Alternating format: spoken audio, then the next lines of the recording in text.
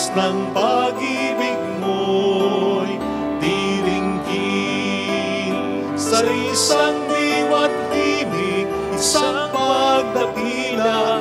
Atas ng pag-ibig mo'y diringgin.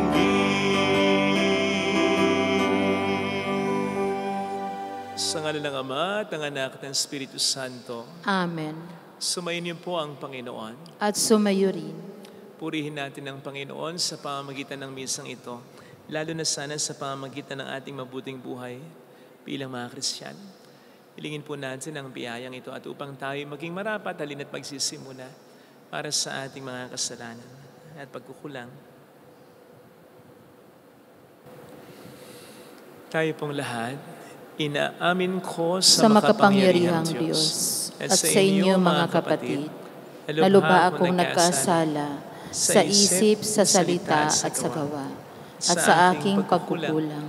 Kaya sinasamo ko sa mahal na Birhing Maria, sa lahat ng mga anghel at mga banal, at sa inyo mga kapatid, na ako'y panalangin sa Panginoong ating Diyos. Kaawaan tayo ng mapagmahal na Diyos, patawarin sa ating mga sala, at patnubayan hanggang sa buhay na walang hanggan. Amen. Panginoon, kaawaan mo kami. Panginoon, kaawaan mo kami. Kristo, kaawaan mo kami. Kristo, kaawaan mo kami. Panginoon, kaawaan mo kami. Panginoon, kaawaan mo kami. Yumuko tayo, maaaring ibulong sa Panginoon ang ating intensyon. Magdasal natin ang ating bayan, ang mga OFW, ang mga mabuting sundalo at pulis, ang mga may sakit. Manalangin tayo.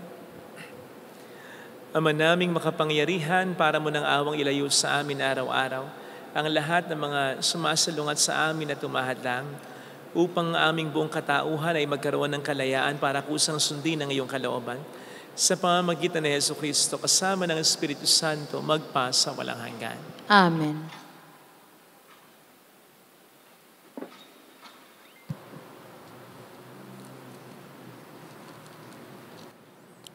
Ang salita ng Diyos mula sa aklat ng karunungan. Napakahangal ang mga taong hindi nakakikilala sa Diyos. Nakikita nila ang mabubuting bagay sa daigdig, ngunit hindi nila makita ang Diyos na buhay. Pinag-aralan nila ang kanyang mga nilalang, ngunit hindi nila nakilala siya na lumalang sa mga ito. Sa halip, ang apoy, ang mabilis na hangin, ang unos, ang mga bituing naglalayag sa karurukan, ang rumaragasang tubig, at mga tala sa kalangitan, ang kinikilala nilang mga Diyos na namamahala sa daigdig. Kung kinikilala nilang Diyos sa mga ito, dahil sa kanilang angking kariktan, dapat ay malaman nilang higit na dakila ang lumalang sa lahat ng iyan, ang Panginoong may kapal. Siya ang pinagmula ng lahat ng kagandahan, ang lumikha sa lahat ng mga ito. Kung namangha sila sa kapangyarihan ng mga ito, dapat nilang malaman na higit ang kapangyarihan ng lumikha sa mga ito. Sapagkat sa pagmalas natin sa kalawakan at kagandahan ng sangnilikha, makikilala natin ang lumikha. Baka naman hindi sila dapat sisihin ng lubos. Maaaring nagsikap silang makilala ang Diyos, ngunit naligaw lamang sa kanilang paghahanap. Sa pag-aaral ng mga bagay na nasa paligid nila, lubhas silang naakit sa kagandahang kanilang nakita. Hanggang sa naniwala silang Diyos nga ang mga ito, ngunit wala silang tunay na maidadahilan sa kanilang pagkaligaw. Kung nakayanan nila ang pag-aral na sansinukob, bakit di nila nakilala ang Panginoong may likha sa lahat? Ang salita ng Diyos. Salamat sa Diyos. Ang langit ay nagdiriwang sa Panginoong marangal. Ang langit ay nagdiriwang sa Panginoong marangal. Ang langit ay naghahayag na ang Diyos ay dakila.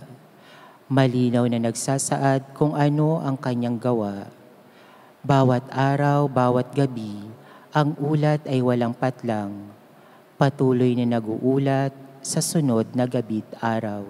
Ang langit ay nagdiriwang sa Panginoong marangal. Walang tinig o salitang ginamit kung sa bagay, at wala ring naririnig na kahit na anong ingay,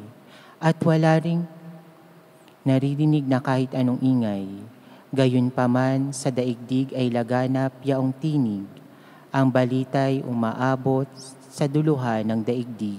Ang langit ay nagdiriwang sa Panginoong marangal.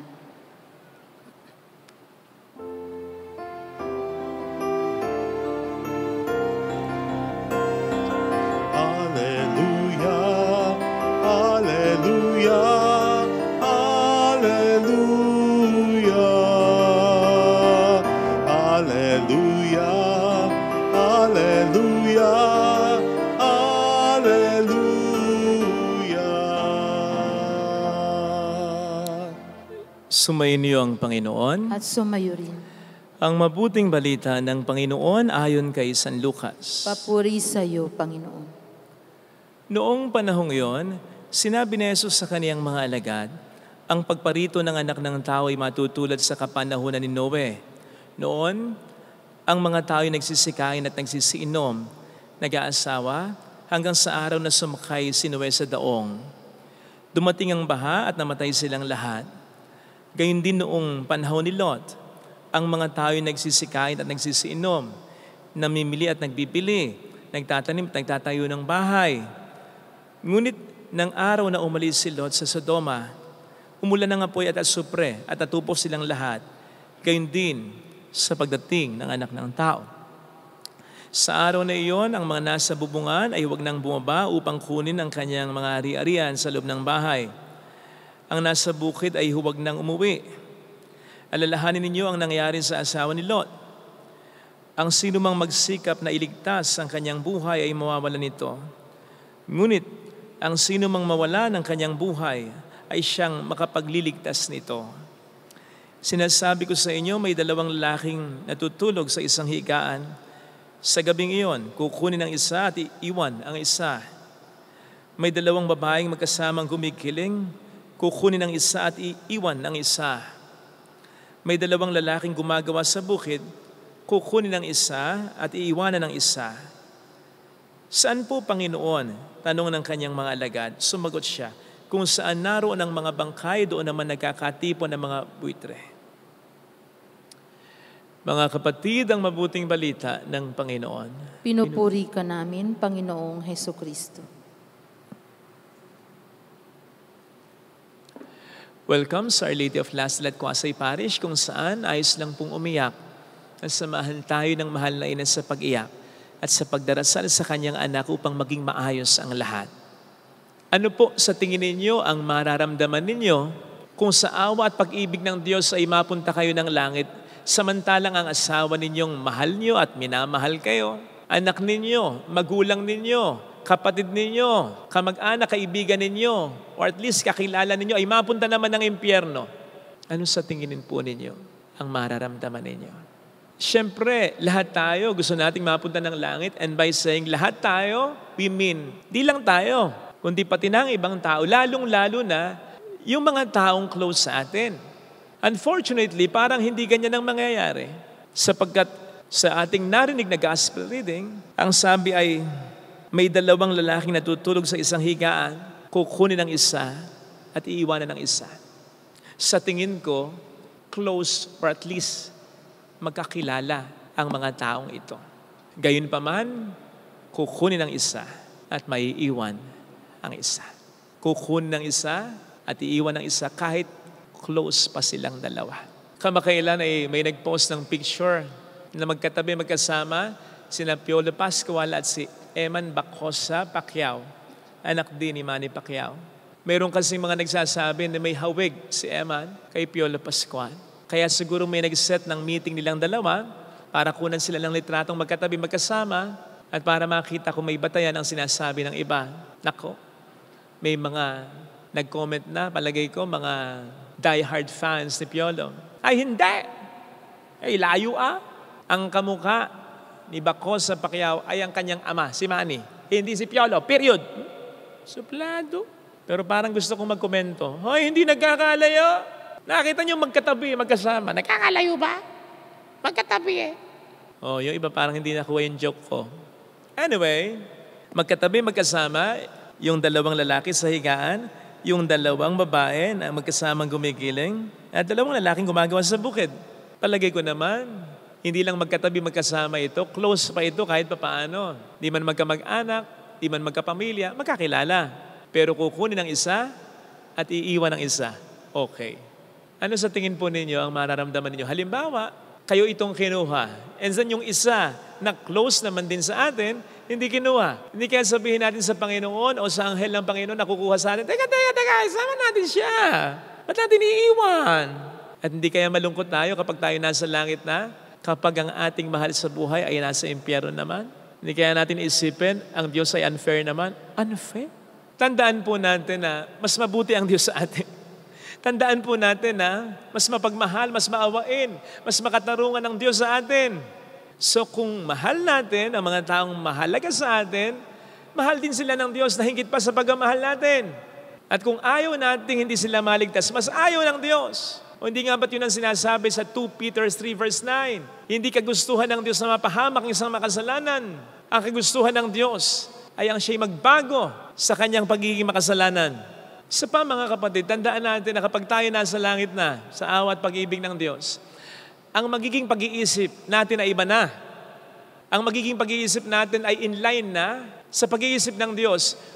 We will see things differently because we will see things, people, as God sees them. Yes, mas perpekto syempre, mas iba syempre ang pagtingin ng Diyos. Pero at least, we'll come close. I mean, our thinking will be in line with the thinking of God. So kung ano yung kanyang mararamdaman sa kalangitan, halos ganun din ang ating mararamdaman. Lalo pat minsan nilinaw niya, di ba? Sino ang kanyang tunay na ina? Sino ang kanyang tunay na kapatid? Yung sumusunod sa salita ng Diyos. Kaya't kapag tayo nasa langit na, ang magiging tunay nating mga kapatid, mga ina, mga mahal sa buhay, kapamilya, ay yung nasa langit ding tulad nating naniwala at sumunod sa salita ng Diyos. Nandoon ang ating tunay na pamilya. Kaugnay nito, tandaan po natin na ibang humatol ang Diyos. Dito sa ating lipunan, sa lupang ibabaw, pwedeng hindi pa totoo yung sinasabi na hatol na beyond reasonable doubt. Sapagkat alam naman natin na ang mga hukom, ang mga lawyers, tao rin yan. Nagkakamali o naloloko din yan. Kaya nga, hindi maging mabuti ang ating bayan. Daming marunong na lawyers. Daming marunong na hukom na hindi ginagamit ang kanilang katinaluhan sa kabutihan. Kaya't ang kanilang hukom, minsan pwede pong mapagdudahan. Pero hindi ang paghuhukom at justisya, hatol ng Diyos. Kapag hinatulan tayo ng Diyos, sino mang mahatulang mapunta ng impyerno, ibig sabihin nun, lahat na ng paraan, lahat na ng means, upang iligtas ka, na-exhaust na ng Diyos, pero hindi ka nakinig, hindi ka tumalima, hindi ka nagbago. Kaya mapunta man tayo ng impyerno, it will not anymore be on God, it will already be on us. Hindi naman, kailanman magiging sa Diyos ang pagkukulang, sa Diyos ang kasalanan. Hindi, tayo. Sapagkat ang ibig sabihin lamang kung tayo may mapunta ng impyerno, lahat na ng paraan na binigay ng Diyos para tayo tumalikot at magbago sa ating kasalanan, inislam natin, tinalikuran natin, hindi natin pinansin. Kapag tayo natulan ng Panginoon na mapunta ng impyerno, tayo mismo makaka-realize, makatwiran ang hatol ng Diyos. Wala tayong ibang sisihin, kundi ang sarili natin. Dito po natin maibabaling uli ang sisi sa sino mga mapupunta ng impyerno. Sapagkat ang pagkapunta nila sa impyerno will just confirm the countless times they have ignored God's offer of forgiveness. Kaya hindi na talaga tayo maaawa Kasi hindi na rin maaawa ang Diyos. Dahil ang awa niya na lubos ay pinaagos niya sa mga mapupunta ng impyerno. Pero hindi tumalima dito. Besides, our happiness, our joy in heaven will be perfect. Wala nang magiging kalungkutan. Yun ang sinasabi sa Revelation 21 verse 4, if I'm not mistaken. In heaven, there will be no more crying, no more pain. He will wipe away our tears. Our joy will be perfect sapagkat our joy will depend not on things, not on persons, not on people na nagbabago, kundi sa Diyos na nagbabago. In fact, wala na tayong ibang titingnan, kundi ang Diyos lamang. At yun ang kukumpleto sa ating kaligayahan. At ang sight o makita natin ng sino mang tao na very close pa sa atin, na mapunta ng impyerno, hindi babawas kahit katiting ng kaligayahan natin habang tayo nakatingin sa Panginoon natin. In fact, ito pa'y mas makapagpapatindi ng kaligayahan natin. Bakit? When we realize na tayo man ay karapat-dapat mapunta ng impyerno. Pero dahil sa awa at pag-ibig ng Diyos na tinanggap natin, napunta tayo ng kalangitan. So, doon magkakatalo sa pagtanggap sa awa at pag-ibig ng Diyos sa atin. Pero sabi ko nga, mas titingkad ang kaligayahan natin sa langit dahil makikita nating may impyerno. In as much as tayo rin ay pwedeng napunta ron kung hindi natin tinanggap ang awa at pagmamahal ng Panginoon. So that's it. Isa sa magandang punto nito ay matatapos din ang mga concerns natin para sa mga taong minamahal natin. Yung mga concerns natin na madalas ay nakapagpapahirap sa atin, pero ginagawa pa rin natin sapagkat nagmamahal tayo. Yung mga concerns like, kamusta na ba sila? May nakakain kaya sila? Okay kaya ang buhay nila? Paano na ang buhay nila pag wala ako? Kailangan bigyan ko sila, ganito, ganon. Na madalas ay napapabayaan natin ang sarili natin dahil puro lamang sila ang inaasikaso natin. Sapagkat hindi naman natin makuhang maging masaya kung malungkot ang mga taong sa atin ay mahalaga. Nevertheless, alam natin na hindi naman po pwedeng laging ganyan. At sa langit nga po magtatapos na yan. Hindi sa mawawalan tayo ng pakialam, kundi dahil sa langit magaganap na ang ating kaligayahan. And besides, isa sa mga dahilan din naman kung bakit tayo mapupunta ng langit ay dahil sa pagsunod natin sa Diyos na laging iniisip, hindi ang kapakanan natin, kundi ang kapakanan ng mga tao sa paligid natin. Kumbaga, ang langit ang siyang magiging isa sa mga gantimpala ng Diyos sa atin. Gantimpala na dahil nabuhay tayo hindi para sa sarili natin. Ito sana ang hilingin nating biyaya sa pagdiriwang natin. Ilagay natin ang ating kanang kamay sa tapat ng ating puso.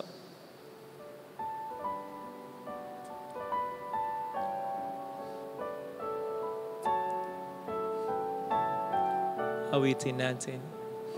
Alam kong may magagawa ang Diyos.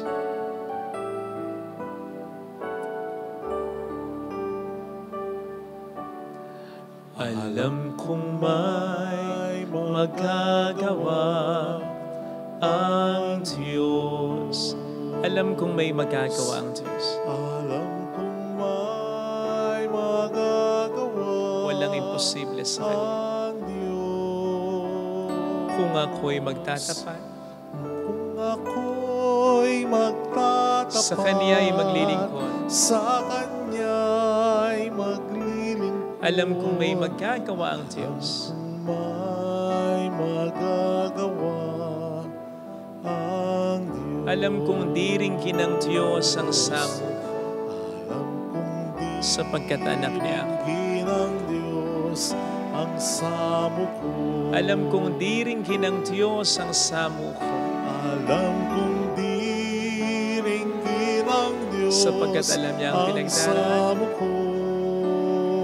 Kung ako'y magtatapat, Kung ako'y magtatapat sa Kaniya'y maglilingkod, sa Kaniya'y maglilingkod. alam kong di rin kinang Diyos ang samo ko. Di rin ng Diyos Pumikit tayo. ang samo ko. Panginoon, tulungan mo po akong makasunod sa iyo. Na wag kong sayangin ang mga pagkakataon na binibigay mo sa akin upang ako ay mapalapit sa iyo at upang ikaw ay makasama ko. Lalong-lalo na pagkatapos ng buhay sa mundong ito. Wag nawa akong magsisi para sa mga pagkakataong inaksaya ko upang ako ay mapago mo. Tulungan mo ko, Panginoon, na maisuko ang aking buhay sa iyo. Pinagdarasal ko rin po ang mga tao na sana'y makapagbago. Sana'y hindi maging huli ang lahat sa kanila. Sana'y tanggapin nila finally ang awa at pag-ibig mo. Hallelujah! Purihin ang Diyos. Hallelujah! Pasalamatan siya. Siya ay muling babalik sa atin. Hindi niya tayo iiwan. Kanya pababayaan. Labo yan. Paniwalaan. Hallelujah! Purihin ang Diyos. Hallelujah! Sa takdang panahon ay babalik ang Panginoon upang tayo ay kunin. Tapat siya sa Kanyang mga pangako sa atin. Sabihin mo sa sarili mo, mayroong magandang mangyayari sa iyo. Mayroong magandang mangyayari. Lalapit ka kay Jesus. Maaring matagal, maaring maging mahirap, pero kahit naman unti-unti ang importante, maging maayos din ang lahat. Mayroong magandang mangyayari sa iyo. Magandang mangyayari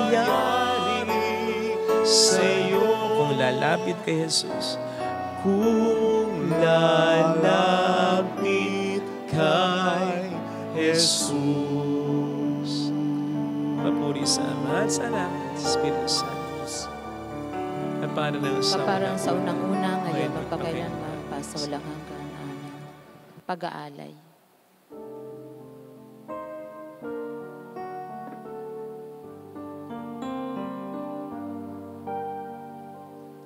Buhay pagmamahal,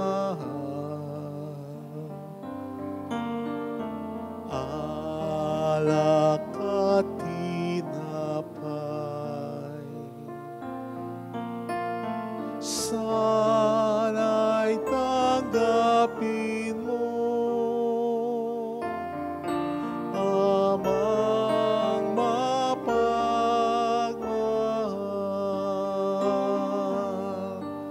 ngayon sa iyong hapag, kami nag-aalay. Alak at tinapay, alay ng iyong bayan.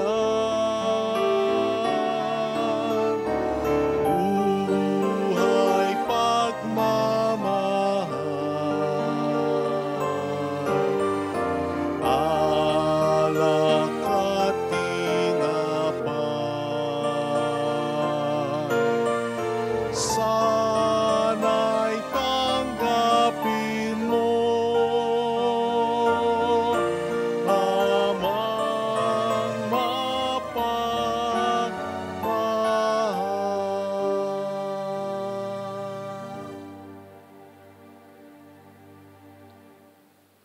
Manalangin tayo, pang ating handog ay maging kalugod-lugod sa Diyos sa mga makapangyarihan. Tanggapin nawa ng Panginoon itong paghahain sa iyong mga kamay, sa kapurihan niya at karangalan, sa ating kapakinabangan at sa buong sambayanan niyang banal. Ama naming lumikha, kalugdan mo ang paghahain ng mga natitipon dito upang ang aming ginaganap na pag-aalay ng sarili ng anak mo ay aming pakinabangan sa kanyang pamamagitan kasama ng Espiritu Santo magpasa walang hanggan. Amen. Sumayin niyo po ang Panginoon. At sumayo rin. Taas sa Diyos ang inyong puso at diwa. Itinaas na namin sa Panginoon. Pasalamatan ng Panginoong ating Diyos. Marapat na siya ay pasalamatan. Ama naming makapangyarihan, tunay nga pong marapat na ikaw ay aming pasalamatan sa pamamagitan ni Jesucristo na aming Panginoon. Ipinasya niyang kusang mamatay upang sa sandali ng aming pagpanaw, sino man sa amin ay huwag mawalay sa iyong pagkupkop at pagmamahal. Kaya kaisa ng mga anghel na nagsiawit ng papuri sa iyo ng walang humpay sa kalangitan, kami po'y nagbubunyi sa iyong kadakilaan.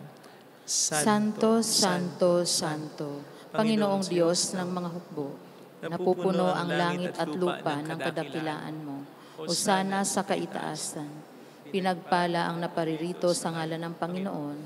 Hosana sa kaitaasan. Ama naming banal, ikaw ang bukhal ng tanang kabanalan. Kaya't sa pamamagitan ng iyong Espiritu, gawin mong banal ang mga kaloob na ito, upang para sa amin ay maging katawan at dugo ng aming Panginoong Hesukristo. Bago niya pinagtiis ang kusang loob na maging handog, kinawakan niya ang tinapay. Nasalamatan kaniya, pinagati-hati niya iyon. Niabot sa kaniyang mga alagad at sinabi, Tanggapin ninyong lahat ito at kanin. Ito ang aking katawan na ihahandog para sa inyo.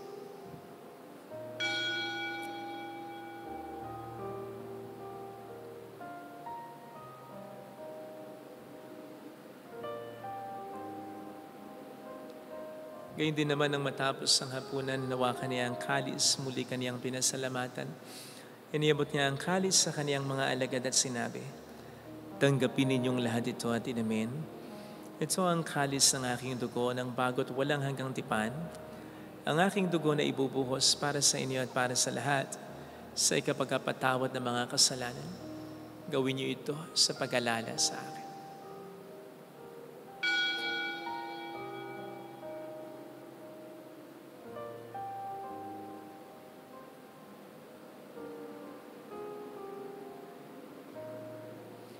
Ipagbunyi natin ang misteryo ng ating pananampalataya. Si Kristo'y namatay, si Kristo'y nabuhay, si Kristo'y babalik sa wakas ng panahon. Ama, ginagawa namin ngayon ang pag-alaala sa pagkamatay at muling pagkabuhay ng iyong anak. Kaya inialay namin sa iyong tinapay ng buhay, ng kalis ng kaligtasan. Kami nagpapasalamat dahil kami yung minarapat at tumayo sa harap mo para maglingkod sa iyo. Sinasamo namin kami na magsasalo sa katawan at dugo ni Kristo ay mabuklod sa pagkakaisa sa pamamagitan ng Espiritu Santo. Ama, lingapin mo ang iyong simbahang laganap sa buong daigdig. Puspusin mo kami sa pag-ibig. Kaisa ni Leon na aming Papa at ni Dennis na aming Obispo at ang Tanang Kaparian. Alalahanin mo mga kapatid naming nahimlay ng may pag-asang sila'y muling mabubuhay, lalo ng aming mga ipagdarasal. Saglit nating ipagdasal ang ating mga minamahal na yumaong. Kaya hindi ng mga walang nakaalaala. Kaawaan mo sila at patuloyin sa iyong kaliwanagan. Kaawaan mo at paging tapatin kaming lahat na makasalo sa iyong buhay na walang wakas. Kaisa ang mahal na Birhen ng Lasalet, ang Ina ng Diyos. Isanusay ang kabiyak ng kanyang puso lahat ng mga banal na namuhay dito sa daigdig ng kalugod-lugod sa iyo. May pagdiwang nawa namin ang pagupuri sa ikararangal mo sa pamamagitan ng iyong anak na aming Panginoong Hesukristo. Sa pamagitan ni Kristo, kasama niya at sa Kanya, ang lahat ng parangal papuri ay sa iyo, Diyos amang makapangyarihan, kasama ang Espiritu Santo, magpasawalang hanggan.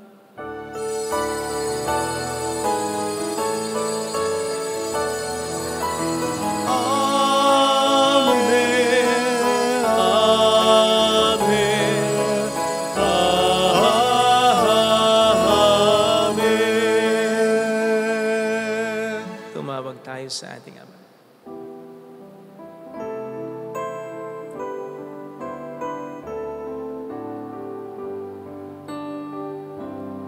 Ama namin, sumasalangit ka, sambahin ang ngalan mo, mapasa amin ang kaharian mo.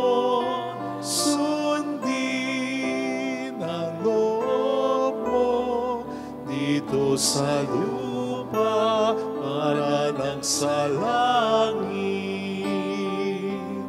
bigyan mo kami ngayon ng aming kakanin sa araw-araw,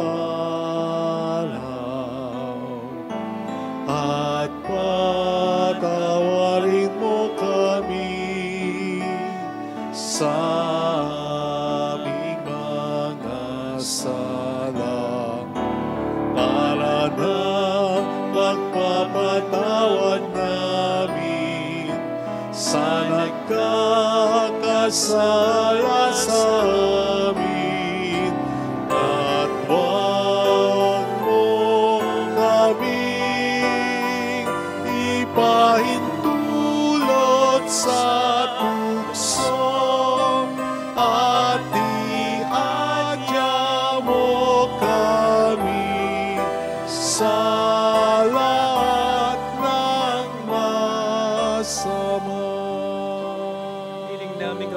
sa sa lahat ng masama, pagkalooban ng kapayapaan araw-araw, ligtas sa kasalanan, sa kapahamakan sa mga seryosong karamdaman. Samantalang aming pinaghahandaan ang dakilang araw ng pagpapahayag ng tagapagligtas namin sa Yesu Kristo. Sapagkat iyo ang kaharian, ang kapangyarihan at ang kapurihan, magpakailanman. Amen. Panginoong Yesu Kristo, sinabi mo noon, sinasabi mo rin sa amin ngayon, kapayapaan ang iniiwan ko sa inyo, ang aking kapayapaan ang binibigay ko. Tunghayin mong aming pananampalataya, huwag ang aming pagkakasala. Pagkalooban mo kami ng kapayapaan at pagkakaisayan sa iyong kalooban. Kasama ang Espiritu Santo magpasa walang hanggan. Amen. Ang kapayapaan ng Panginoon ay sumainyo namang lahat. At sumayo rin. Magbigayan tayo ng kapayapaan sa isa't isa. Kapayapaan po. Kordero ng Diyos sa nag-aalis sa mga kasalanan ng sanlibutan, maawa ka sa amin. Kordero ng Diyos sa nag-aalis sa mga kasalanan ng sanlibutan, maawa ka sa amin. Kordero ng Diyos sa nag-aalis sa mga kasalanan ng sanlibutan, ipagkaloob mo sa amin ang kapayapaan. Narito sa harap natin ng Panginoon ang ating buhay at kaligtasan. Palad tayong inaanayahan. Panginoon, hindi ako karapat-dapat na magpatuloy sa iyo, ngunit sa isang salita mo lamang ay gagaling na ako.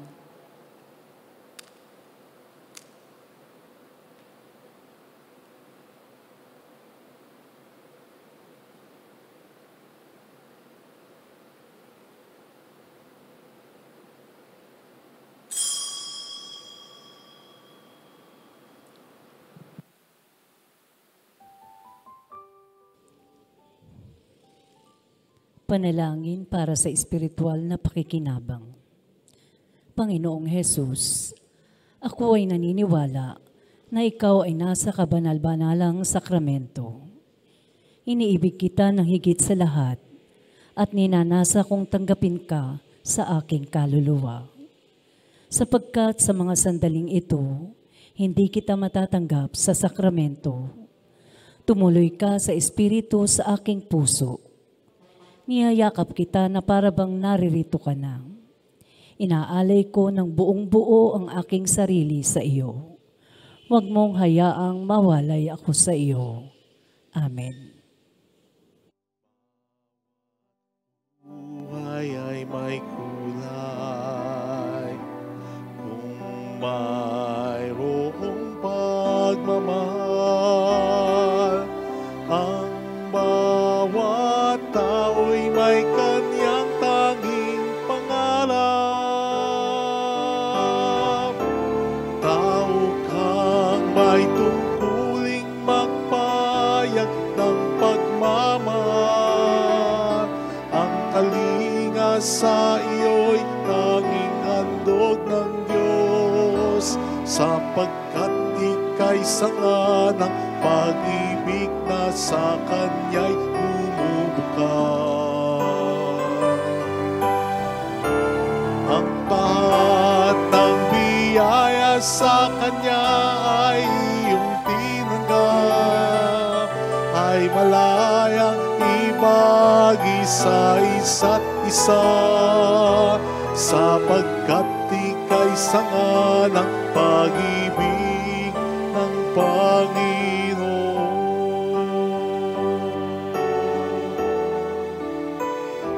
Sapagkat ika'y sanga ng pag-ibig ng Panginoon.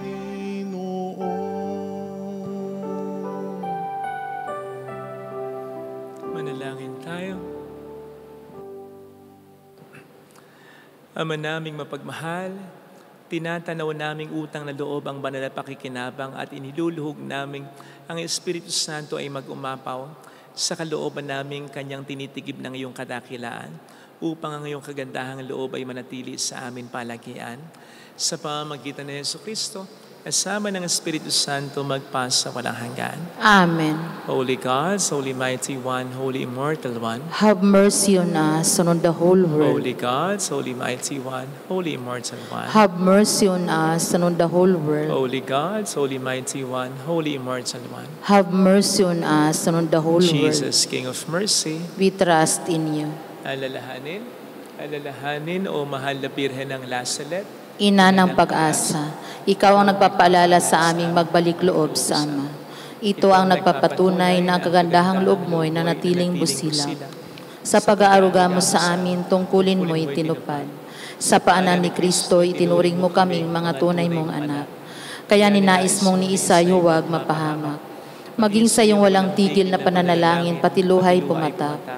Huwag namang mawalan ng saysay ang iyong paghihirap. Hiling nawa namin sa iyo, aming inang liyag, na matapos ang pakikibaka namin sa mundong ito, at sa pananatili naming tapat kay Kristo, sa kapurihan mo'y makibahagi kaming ganap, upang kung nasaan ka ngayon ay maparoon din kaming lahat, at ang kaganapan ng kaluwalhatian ng Diyos sa may tuluyang matupad siya nawa. Mahal na Birhen ng Lasal at ikapagkasundo ng mga makasalanan. Ipanalangin mong walang patid kaming mga dumudulog sa iyo. Marami pong salamat sa inyong pakikisa at sa mga tulong na binibigay po ninyo. Nagiging dahilan para makatulong din po tayo sa iba. Sa ibang parokya, sa ibang mga chapels, sa ibang mga institusyon at individual. Salamat po. Sumainyo ang Panginoon. At sumayo rin. Malayan kayo kasama ang ating pamilya ng mapagmahal na Diyos, ng Ama at ng Anak, ng Espiritu Santo. Amen. Umayo tayo sa pagmamahal ni Kristo. Salamat sa Diyos. Salamat din po.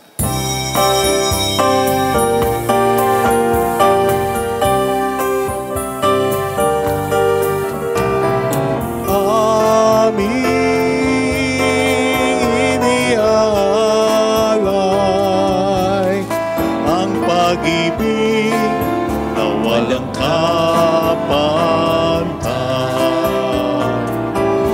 sarap mabuhay kung may nagmamahal, pagmamahal na tunay at laging nalisan. Ang Birhen kong umibig ay walang siramis, pagsintang sa dalinis sa iyo hanggang langit. Birhen, Birhen mahal, sa awit at sa dasal,